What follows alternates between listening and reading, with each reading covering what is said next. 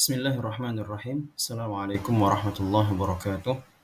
Alhamdulillah wassalatu wassalamu ala Rasulillah wa ala alihi wa sahbihi wa mawalah la haula wa la quwwata illa billah. Thumma amma ba'd. Ikhwani fid din, azzani Allah wa iyyakum. Setelah pada kesempatan yang lalu kita membahas tentang dosa terbesar di muka bumi, yang mana dosa terbesar di muka bumi itu bukanlah perzinahan dan lain sebagainya. Dan ternyata sebagaimana dijelaskan oleh Allah Subhanahu wa taala dan di dalam Al-Qur'an ataupun Rasulullah sallallahu alaihi wasallam di dalam hadis yang sahih, bahwasanya syirik atau dosa terbesar di muka bumi adalah kesyirikan. Dan pada kesempatan yang lalu kita sudah membahas juga tentang apa yang dimaksud dengan syirik besar. Dan pada kesempatan kali ini Syekh rahimahullah taala akan memberikan contoh kepada kita apa-apa saja yang masuk ke dalam bahasan syirik besar biidznillah taala. Di sini Syekh memberikan judul yaitu Anwa'u Asyirki Al-Akbar, yaitu macam-macam syirik besar. Macam syirik soal pertama yang dijabarkan oleh Syekh di sini yaitu apakah kita boleh beristighatsah kepada orang yang mati atau orang yang gaib? Yang dimaksud dengan orang gaib itu tidak ada di sisi kita, tidak ada dalam jangkauan kita baik dengan telepon ataupun dengan apapun. Maka jawabannya sebelum itu kita harus tahu dulu apa yang dimaksud dengan istighatsah. Istighatsah yaitu memohon pertolongan kepada Allah agar terlepas dari segala bentuk mara bahaya ataupun bencana. Ini asal daripada kata istighatsah. Maka jawabannya adalah tidak boleh kita beristighatsah kepada orang-orang tersebut, baik itu yang sudah meninggal ataupun yang masih hidup tapi dia gaib. Entah karena aslinya orang ini tidak pernah ada ataupun mungkin dia tidak dalam jangkauan kita dan lain sebagainya. Allah Subhanahu wa taala berfirman di dalam surat An-Nahl ayat ke-20 dan juga 21, "Walladzina yad'una min dunillah la yakhluquna syai'an wa hum yakhluqun." Dan orang-orang yang yad'una min dunillah, yang berdoa kepada selain atau yang berdoa kepada selain Allah atau yang mereka itu dimintai doa daripada selain Allah Subhanahu wa taala, baik berhala-berhala ataupun mayit dan lain sebagainya, la yakhluquna syai'an, mereka itu tidak dapat menciptakan apapun. Wa hum yukhlaqun, dan sedangkan mereka itu adalah diciptakan. Amwatun ghairu ahya, yang mana mereka ini adalah benda mati atau sesuatu yang mati. Ghairu ahya, dan tidak hidup. Wa ma yash'uruna ayyana yub'atsun, bahkan mereka itu tidak tahu kapan mereka akan dibangkitkan. Kemudian para jamaah yang dirahmati oleh Allah Subhanahu wa taala, berikutnya juga di dalam surat Al-Anfal Allah Subhanahu wa taala berfirman, "Idz tastaghitsuna rabbakum fastajaba lakum." Ya, ingatlah ketika kamu memohon perlindungan kepadamu, lalu Ia kabulkan untuk kalian. Maksudnya apa? Itu berarti kita sebelumnya Allah Subhanahu wa taala ingin menjelaskan kepada kita bahwasanya tidak ada yang dapat meminta atau tidak dapat menjawab permintaan dan juga doa dari manusia kecuali hanya Allah Subhanahu wa taala, tidak berhala-berhala, tidak benda mati ya, ataupun yang hidup selain daripada makhluk-makhluk Allah, baik dari manusia dan lain sebagainya ataupun hewan-hewan, mereka tidak dapat menjawab doa-doa maupun permintaan dari kita ya. Bahkan mereka pun tidak dapat menghilangkan atau menjauhkan mara bahaya dari diri mereka sendiri. Kemudian Allah Subhanahu wa taala menekankan bahwasanya id tastaghitsuna rabbakum, ketika kamu itu memohon perlindungan kepada Allah Subhanahu wa taala, maka Allah pun mengabulkannya. Ya, itu berarti bahwasanya setiap kali kita meminta perlindungan, yang dapat menjawab ataupun dapat memberikan perlindungan kepada kita itu hanyalah Allah Subhanahu wa taala. Kemudian Rasulullah SAW juga bersabda, "Ya Hayyu ya Qayyum bi rahmatika astaghits." Ya, wahai Zat yang Maha Hidup, wahai Zat yang Maha terus-menerus mengurus makhluknya dengan rahmatmu, aku memohon perlindungan. Ini adalah yang dilakukan oleh Rasulullah Shallallahu Alaihi Wasallam, dan tidak ada manusia yang lebih berhak untuk kita ikuti daripada Rasulullah Shallallahu Alaihi Wasallam. Kemudian berikutnya di sini ada soalan, yaitu bolehkah kita meminta pertolongan dan bantuan kepada selain Allah? Maka pada dasarnya jawaban ini perlu dirinci. Jika yang kita minta itu adalah sesuatu yang masih dapat diberikan oleh manusia, maka atau orang yang kita minta, manusia yang kita minta bantuan, maka itu tidak masuk dalam pembahasan ini. Namun yang dimaksud di sini adalah bolehkah kita meminta pertolongan, yakni pertolongan dari segala bentuk mara bahaya, bencana dan lain sebagainya.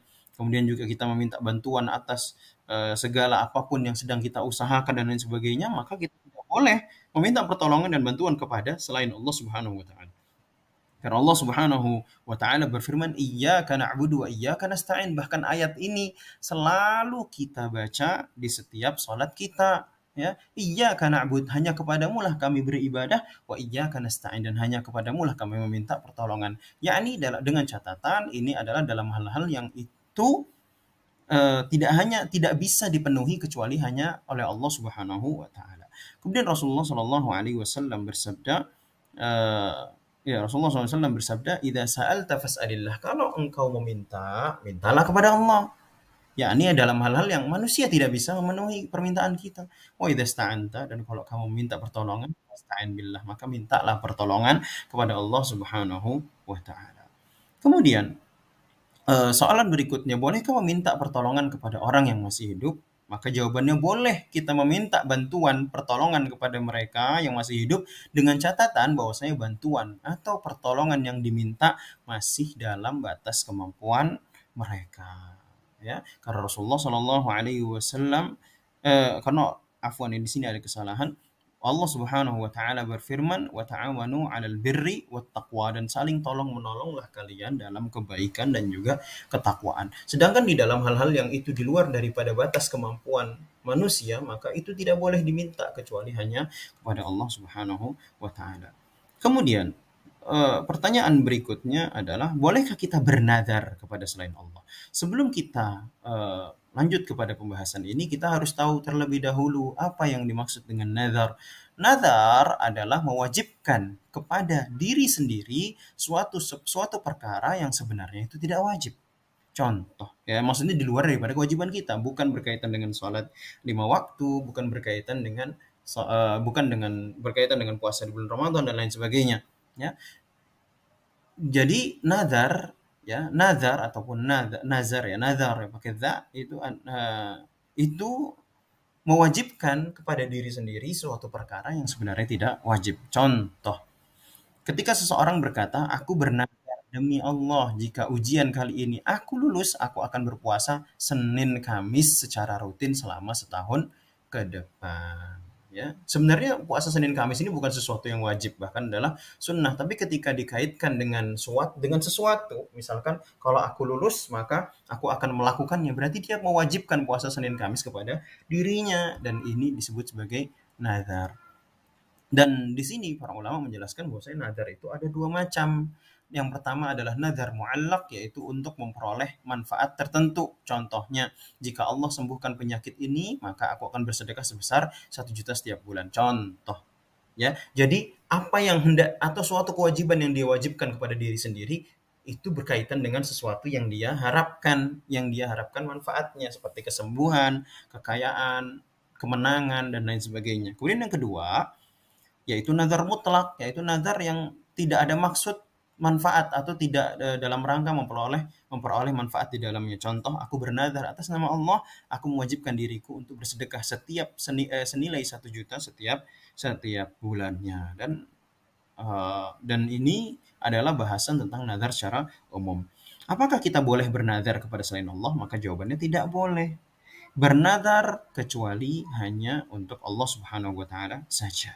Ya, Allah Subhanahu wa taala berfirman, "Rabbi inni nadartu laka ma fi batni muharraran fataqabbal minni," dan seterusnya. Ya, artinya apa? Yaitu, wahai Rabbku, sesungguhnya aku bernazar kepadamu apa, yaitu yang berada dalam kandunganku, yaitu janin yang ada dalam kandunganku kelak, dia akan menjadi hamba yang mengabdi kepadamu. Kemudian Rasulullah Shallallahu Alaihi Wasallam juga bersabda, "Man nadhara," barang siapa yang bernadar, ayyuti Allah falyuti'hu, maka hendaknya dia barang siapa yang bernadar untuk berbuat ketaatan kepada Allah, falyuti'hu, maka hendaknya dia mentaatinya atau menjalankan nazar tersebut.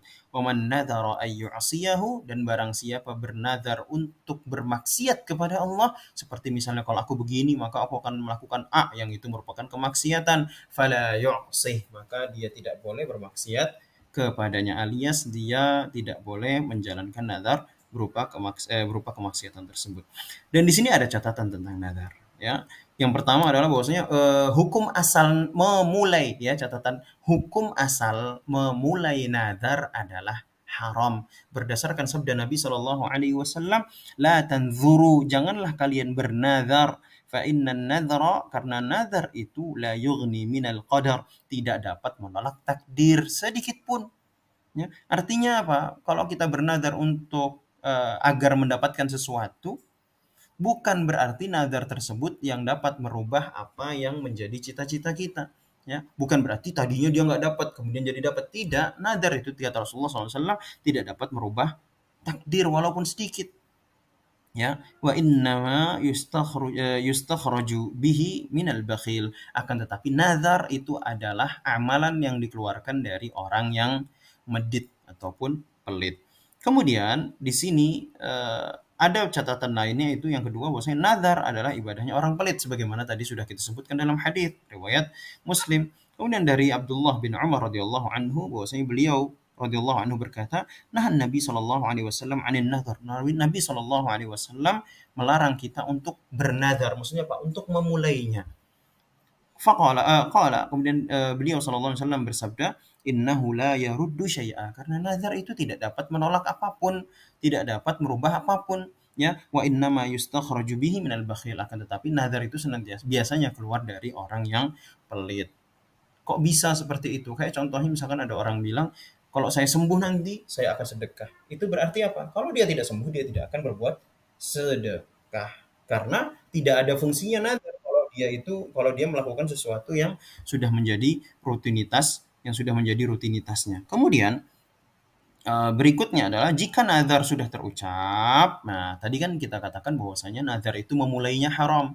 Ada yang mengatakan makruh, tapi Allah Ta'ala alam, banyak ulama yang mengatakannya haram memulainya. Tapi kalau sudah terlanjur terucap, maka menunaikan nazar itu hukumnya adalah wajib. Sebagaimana firman Allah Subhanahu wa taala dalam surat Al-Hajj, "Tsumma liyaqdu tafathahum wal yufu nudhurahum." Kemudian hendaklah mereka menghilangkan kotoran yang ada pada tubuh mereka, dan hendaklah mereka menyempurnakan, yakni menunaikan nazar-nazar mereka. Kemudian juga berlandaskan hadis yang telah disebutkan di atas, ya. Kemudian kesimpulan tentang nazar. Yang pertama, bahwasanya nazar adalah ibadah yang tidak boleh diberikan kepada selain Allah. Maksudnya apa? Kalau kita memang hendak bernazar, ya, maka nazar tersebut tidak boleh diucapkan atau tidak boleh diberikan kepada selain Allah. Kemudian catatan kedua atau kesimpulan kedua, memulainya dihukumi makruh bahkan haram oleh para ulama berlandaskan dalil yang sudah kita lalui. Dan yang ketiga, Rasulullah SAW mengategorikan bahwasanya ibadah berupa nazar tidak akan terucap kecuali dari orang yang pelit. Oleh karenanya dilarang untuk memulainya, untuk mengucapkannya. Kemudian yang selanjutnya, namun jika hal tersebut atau nazar sudah terucap, maka wajib bagi kita untuk memenuhinya, tapi dengan beberapa catatan. Yang pertama, jika nazarnya adalah berupa ketaatan, maka wajib untuk dia tunaikan. Kemudian yang kedua, jika nazar, contohnya ya, nazar berupa ketaatan itu contohnya, kalau Allah kasih aku kelulusan atau misalkan kalau Allah Subhanahu wa taala kehendaki aku lulus, ya, lulus S1 8 semester tanpa ada hambatan, maka aku akan mewajibkan diri, misalkan apa ya? Aku akan bersedekah 2 juta setiap bulan selama setahun. Ya, ini sedekah adalah ketaatan, ya. Sedekah adalah ketaatan, dan dalam hari ini harus dia tunaikan. Kemudian yang kedua, jika nazarnya berupa hal yang mubah, maka tidak wajib ditunaikan. Contoh, kalau misalkan aku sembuh dari penyakit ini, aku mewajibkan diriku atau aku bernazar demi Allah, aku akan keliling lapangan manahan 10 kali setiap minggu sekali, misalkan seperti itu. Ini hal yang mubah, boleh keliling-keliling, jogging ataupun walking, terserah. Tapi itu bukanlah hal yang sunnah, haram, wajib ataupun mubah, makruh, tidak, itu adalah bukanlah yang haram ataupun makruh, tapi itu adalah hal yang mubah, maka tidak wajib ditunaikan. Apa maksud tidak wajib ditunaikan? Ditunaikan baik, tidak ditunaikan juga tidak mengapa. Kemudian yang ketiga adalah jika nazarnya berupa maksiat, maka tidak boleh ditunaikan dan dia wajib membayar kafarah. Ya, wajib membayar kafarah. Nazar maksiat gimana? Misalkan kalau seseorang bernazar, misalkan, demi Allah kalau aku sembuh dari penyakitku, aku akan berjudi, aku akan berzina dan lain sebagainya. Maka ini adalah nazar yang haram dan ini tidak boleh ditunaikan karena terdapat kemaksiatan di dalamnya, terdapat kedurhakaan kepada Allah dan dia wajib membayar kafarah. Apa maksudnya kafarah? Kafarah itu semacam tebusan ataupun denda, ya. Dan dalam nazar ada yang namanya kafarah ataupun tebusan ataupun denda jika dia tidak menunaikan nazarnya karena halangan atau karena nazarnya tadi adalah kemaksiatan, maka dia harus nazar tersebut harus dia tunaikan. Dengan cara apa? Dengan cara lihat dari satu yang empat ini, ya. Dan ini harus diperhatikan secara berurutan. Maksudnya apa? Kalau yang pertama nggak bisa, baru yang kedua. Kedua nggak bisa, baru yang ketiga. Ketiga yang nggak bisa, baru yang keempat. Ya. Yang pertama, yaitu harus memberi makan kepada 10 orang miskin dengan porsi kenyang. Kemudian yang kedua, kalau juga dia tidak mampu atau dia tidak memberi makan, maka dia memberi pakaian, ya. Ini Allah Ta'ala disebutkan secara berurutan. Kemudian yang ketiga, ya, misalkan dia tidak mampu memberi makan, tidak mampu memberi pakaian, maka kalau dia bisa memerdekakan seorang budak, dan ini zaman ini sudah tidak relevan karena tidak ada lagi perbudakan. Kemudian yang keempat, jika ketiga kafarah di atas tidak bisa dipenuhi, maka dia harus berpuasa selama 3 hari berturut-turut sebagaimana dalam surat Al-Maidah ayat ke-89. Kemudian kesimpulan terakhir bahwasanya memulai nazar yang dilarang oleh Rasulullah SAW adalah untuk macam nazar yang pertama, ya, yang tadi kita jelaskan di sini, yaitu nazar mu'allaq.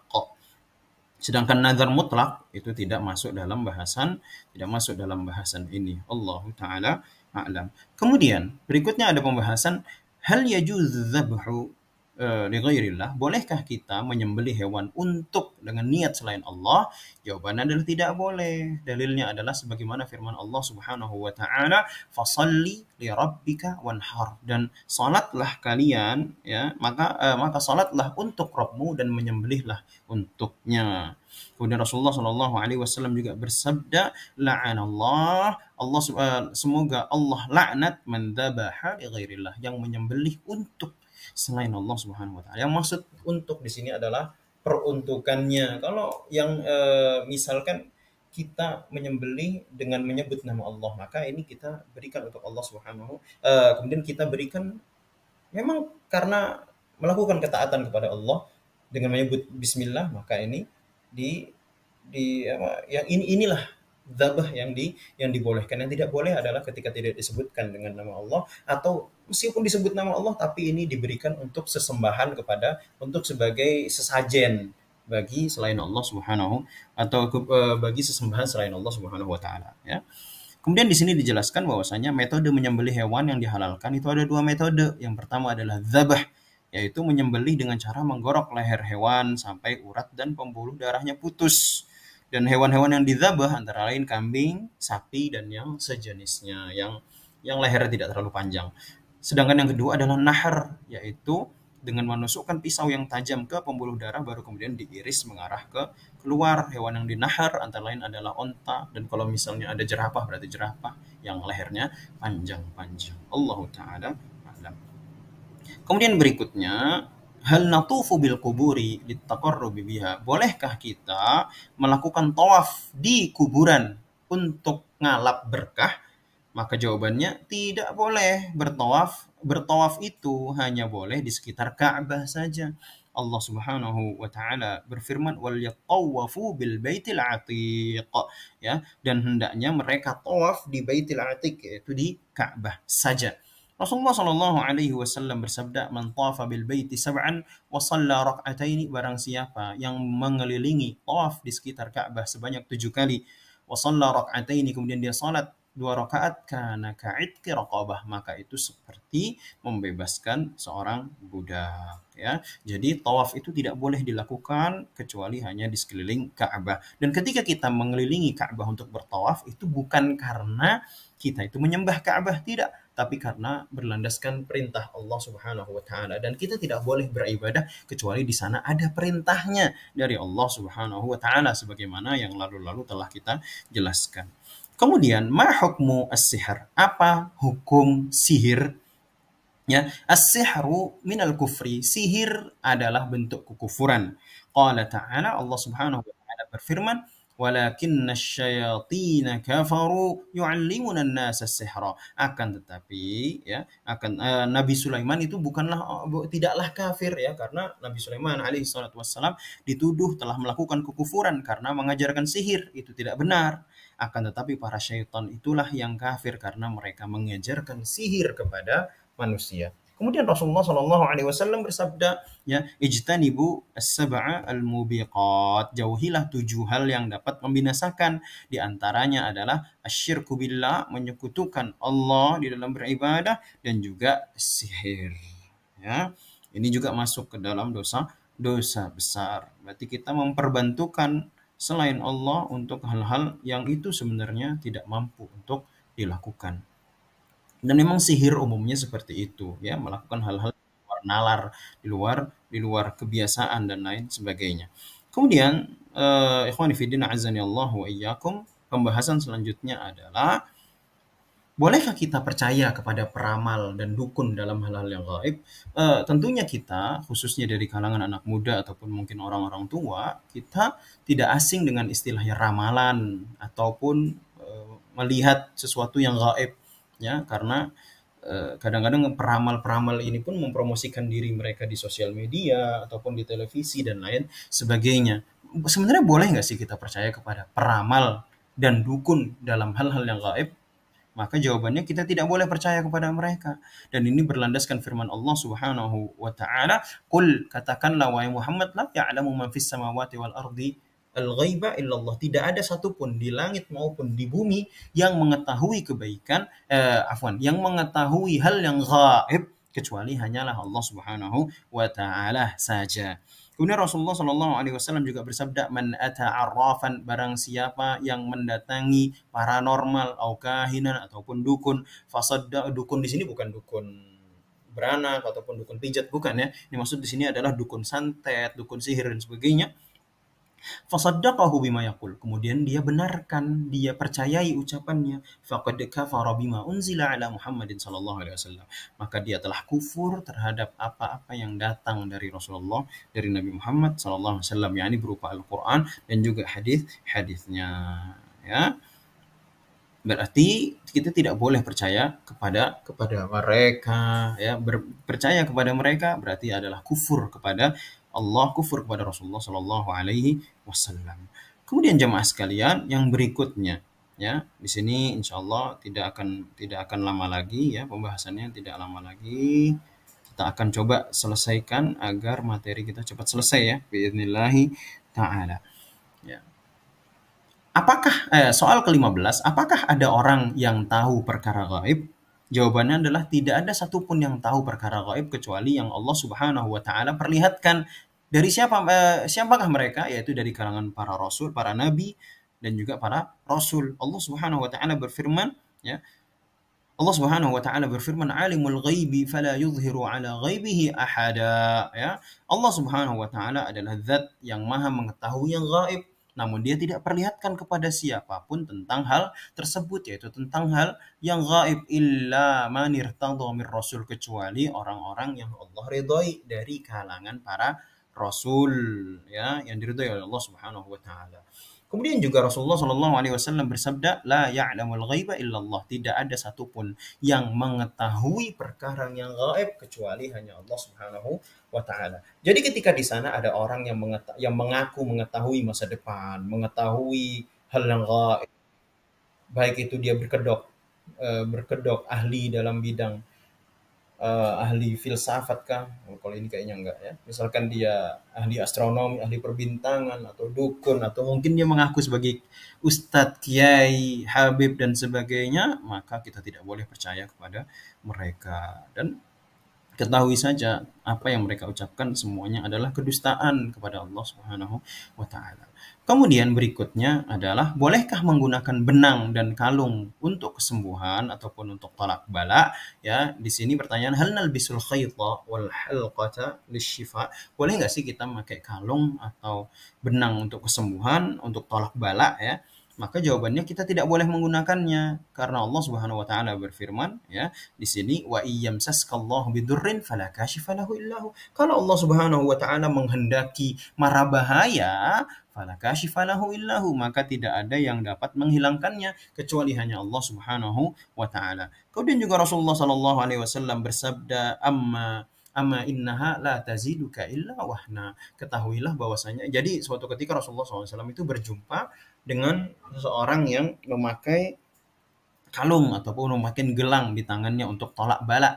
Maka kata Rasulullah SAW, ketahuilah ya, sesungguhnya semua itu hanya akan menambah kelemahan saja. Buanglah ia karena sesungguhnya jika kamu mati sedangkan kamu masih memakai gelang tersebut. Ini bukan gelang perhiasan yang dipakai wanita ya, tapi ini adalah gelang memang ada keyakinan tertentu ketika memakainya ya. Kalau kita meninggal dalam keadaan masih mengenakannya, maka kamu akan merugi selama-lamanya. Hadis sahih riwayat Al-Hakim ya. Dan di sini ada catatan, boleh kita mengenakannya kalau memang terbukti secara medis. Tapi kalau tidak, maka ini termasuk menyandarkan suatu urusan yang bukan kemampuannya kepada selain Allah Subhanahu wa taala, termasuk perbuatan kesyirikan, yaitu menyandarkan kesembuhan kepada selain Allah. Bahkan seorang dokter pun dia tidak mampu menyembuhkan. Yang dia mampu adalah berusaha memberikan obat-obatan, memberikan saran, masukan agar pasiennya sembuh, dan kesembuhan itu hanyalah milik Allah Subhanahu wa taala. Kemudian bahasan berikutnya adalah boleh nggak sih menggantungkan jimat ataupun rajah dan lain sebagainya? Jawabannya adalah tidak boleh ya. Baik itu dalam rangka menolak ain, menolak bala ataupun sebagainya, kita tidak boleh melakukannya. Allah Subhanahu wa taala berfirman ini masih sama wa yamsaskallahu bidurrin fala kashifalahu. Kalau Allah Subhanahu wa taala menghendaki bahaya kepada seseorang, maka tidak ada satupun yang dapat menolaknya ya. Juga Rasulullah SAW bersabda, "Man 'allaqa tamimatan faqad asyraka." Barang siapa yang menggantungkan tamimah, bukan namimah ya, namimah itu adu domba. Kalau tamimah itu adalah sesuatu yang digantung, ditempel dalam rangka menolak bala atau misalkan untuk pengelaris dan lain sebagainya ya. Ini apa? Faqad asyraka, maka sungguh dia telah berbuat kesyirikan. Tamimah al-khirzah awil wada'ah tu'allaq minal ain ya, adalah seperti tulisan-tulisan ataupun gantungan-gantungan jimat, susuk dan sejenisnya yang digunakan untuk melindungi diri atau menangkal ain atau seperti mata jahat ataupun yang sebagainya. Kemudian yang terakhir adalah berkaitan dengan berhukum dengan undang-undang yang ataupun hukum yang menyelisihi hukum syariat Islam. Ya, misalkan di sana ada, maksudnya di sini adalah hukum buatan manusia yang itu bertentangan, menyelisihi syariat Islam. Bagaimana hukum mengamalkannya? Mengamalkannya hukumnya adalah haram, dan melakukannya adalah suatu bentuk kekufuran apabila dia meyakini kebolehan dan kebenarannya. Dan ini sebagaimana firman Allah Subhanahu wa taala, "Wa man lam yahkum," barang siapa yang tidak berhukum bima anzalallah, dengan apa yang Allah telah turunkan, faulaika humul kafirun, mereka adalah orang-orang kafir. Tapi yang menjadi catatan para jamaah sekalian, hukum di sini tidak hanya hukum potong tangan, tidak hanya hukum qisas dan sebagainya. Salat, hukum Allah. Puasa di bulan Ramadan, hukum Allah. Meninggalkan riba, hukum Allah. Berjual beli dengan tidak ada kezaliman, hukum Allah. Semua yang berkaitan dengan hukum Allah, maka kita harus utamakan. Ketika di sana ada undang-undang yang memang menyelisihi syariat Allah Subhanahu wa taala dan kita bisa hindari, maka kita tidak perlu melakukannya, atau sebisa mungkin kita menjauhinya, dan tidak boleh membenarkannya ya. Kemudian juga Rasulullah SAW bersabda, "Wa ma lam tahkum a'immatuhum bi kitabillah," dan apabila para pemimpin mereka tidak menghukumi dengan kitab Allah dan tidak pula memilih dari apa yang diturunkan Allah, kecuali Allah Subhanahu wa taala akan menimpakan kekerasan yang terjadi antara sesama mereka. Namun yang jadi catatan juga di sini, kita punya kewajiban untuk mengingatkan saudara kita, mengingatkan pemimpin kita. Namun jika mereka berada di luar jangkauan kita, berada di luar kemampuan kita, maka kita serahkan kepada orang yang memang dia punya kapasitas untuk memberikan peringatan. Dan kemudian kita juga berlepas diri dari apa yang mereka lakukan. Kita harus ingatkan manusia juga agar menjauhi segala bentuk kemungkaran ataupun kedurhakaan yang terjadi, yang dilakukan oleh pemimpin-pemimpin kita, ya. Kita wajib mengingkari, kita wajib untuk mengingatkan jika kita punya kemampuan, dan kita wajib mengingatkan manusia dari segala bentuk kemungkaran dan juga kedurhakaan kepada Allah Subhanahu wa taala. Wassallallahu wasallim ala nabiyina Muhammad wa ala alihi wa sahbihi wasallam. Mungkin kita cukupkan sampai dulu di sini. Berikutnya, pada kesempatan yang berikutnya kita akan jelaskan pembahasan masih dalam masalah syirik, tapi berkaitan dengan syirik kecil, ya. Kalau kita sudah bahas tentang syirik besar, ya, maka berikutnya adalah kita akan membahas tentang syirik kecil. Allahu taala a'lam. Wassallallahu wasallim ala nabiyyina Muhammad. Assalamualaikum warahmatullahi wabarakatuh.